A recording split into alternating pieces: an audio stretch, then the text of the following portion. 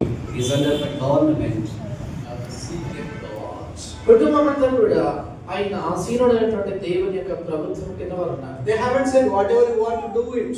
కాబట్టి వారు నువ్వు ఏం చేయాలనుకుంటా చేయమని చెప్పలేదు. But what they said is, వారు ఏం చెప్పారు? whatever God told to you, do it. దేవుడు నీతో చెప్పినట్టు అలా చేయి. This is the message of Mary in John chapter 2 verse 5. యోహాను సువార్త 2వ అధ్యాయం 5వ వచనంలో మరియ చెప్పినటువంటి మాటలు అది. The only message Mary gives to the who is the mother of Jesus Christ, considered to be the highly blessed among all the women, says John chapter 2 verse 5, whatsoever is said, do it. చూడండి, మరియా యేసుక్రీస్తు ప్రభువారి తల్లి అయినటువంటి ఆమె స్త్రీలందరిలో కూడా ఆశీర్వదించబడినటువంటి స్త్రీ. ఆమె ఇచ్చినటువంటి ఒకే ఒక సందేశము యోహాను సువార్త 2వ అధ్యాయం 5వ వచనంలో ఆయన మీతో చెప్పినదల్లా చేయండి. This is the message for us. ఇది మన నిమిత్తమైన No సందేశం. matter what the people say, ప్రజలు ఏం చెప్పినప్పటికీ, but the final word, ఆయన చివరి మాట, whatever wife says, భార్య ఏం చెప్పినా, whatever son says, కుమారుడు whatever daughter says, కుమార్తె ఏం చెప్పినా, whatever husband says, భర్త ఏం చెప్పినా, whatever XYZ says, ఫలానా ఏం చెప్పినా, but the word of the Lord is final. అయితే దేవుని యొక్క వాక్యము ఆయన మాటే చిన్న చివర. Whatsoever is said, do it. ఆయన నీతో ఏం చెప్పాడో అది చెయ్యి. This is the divine government. ఇది దైవిక ప్రభుత్వం. We saw 5 things from Genesis chapter 31. ఆదికాండం 31 నుంచి 5 సంగతులు చూసాం. And God spoke to Jacob. యాకోబుతో దేవుడు మాట్లాడాడు. అప్పుడు And this talks about the divine grace. ఇది దైవిక కృపను గురించి మాట్లాడుతుంది. And secondly, return unto the place of thy fathers in the kindred. I will be with thee. నీ పితరుల దేశం నీ బంధువుల ఎదురు తిరిగి వెళ్ళవు, నేను నీకు తోడై ఉంటాను. Divine guidance. దైవిక నడుపుదల. And thirdly, మూడవది, your father and your sons have made no harm to me. God protected me. వారు నాకు హాని చేయనీయలేదు. మూడో సంగతి, It's a divine guarding. దైవికమైనటువంటి భద్రత కాపుదల. And fourthly, నాలుగవది, God blessed Jacob abundantly. దేవుడు యాకోబును ఎంతో సమృద్ధిగా దీవించాడు. God's goodness.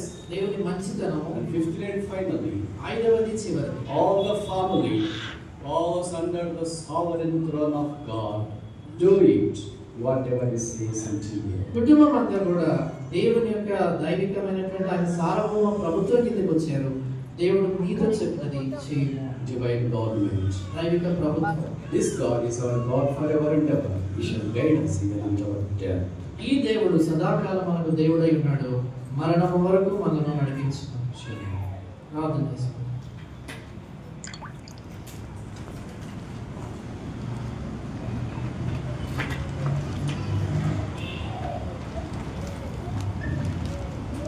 Loving, gracious Heavenly Father, we thank and praise Thee for the administration of Thy word without human limitations and restrictions. ప్రేమగలటువంటి మా పరలోకపు తండ్రి, సకలమైన మానవ అందుబాటులో అనుభవించినటువంటి దేవుని యొక్క వాక్యం దీవించమని ప్రార్థిస్తున్నాము. And so we may be saved. రక్షణైన రక్షణ పొందొచ్చు.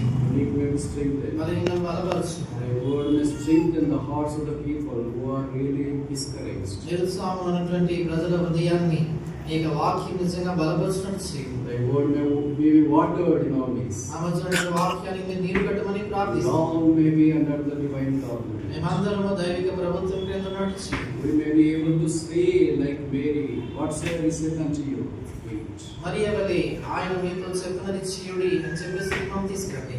Lord, bless us with such a decision in our life. అలాంటి తీర్మానం చేత మన జీవితాన్ని దీవించు.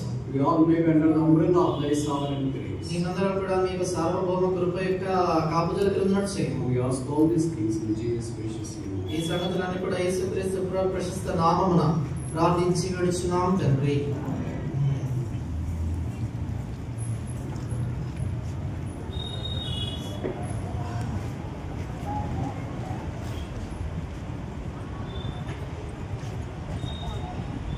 బెండెక్షన్ తర్వాత హెబ్రోన్ పెండాల్లో ప్రేమ విందు సమయాన్ని కలిగి ఉంటాం.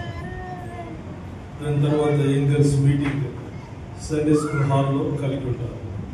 దాని తర్వాత రాత్రి సాయంకాలం 6:30 గంటలకు గాస్పల్ మీటింగ్ కలిగి ఉంటారు.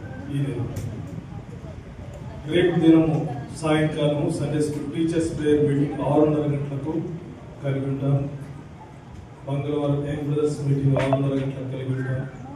బుధవారం చర్చ్ ప్రేయర్ సంఘ ప్రార్థన 6:30 గంటలకు కలిగి ఉంటాం. బేస్తవారం అనగా గురువారం 6:30 గంటలకు బైబిల్ పఠన కలిగి ఉంటాం. శుక్రవారం ఉదయం 11 గంటలకు సహోదరుల కూడిక ఈ స్థలం నందు జరిగించబడుతుంది. శనివారం ఉదయం 9 గంటలకు ఉపవాస ప్రార్థన కూడిక మనం కలిగి ఉంటాం. శనివారం ఉదయం 9 గంటలకు ఉపవాస ప్రార్థన కూడిక కలిగి ఉంటాం. తిరిగి యథావిధిగా వచ్చే ప్రభుదిన మందు 9:30 గంటలకు ఆరాధన కార్యక్రమాన్ని కలిగి ఉంటాం.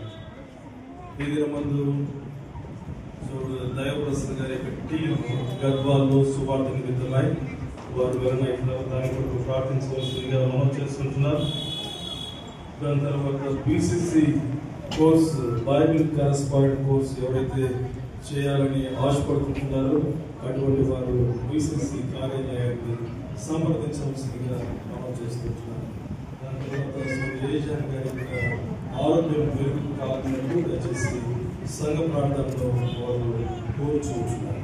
లేచినప్పుడు పాట పాడుతున్నందుకు మన అర్పణ సమర్పించారు.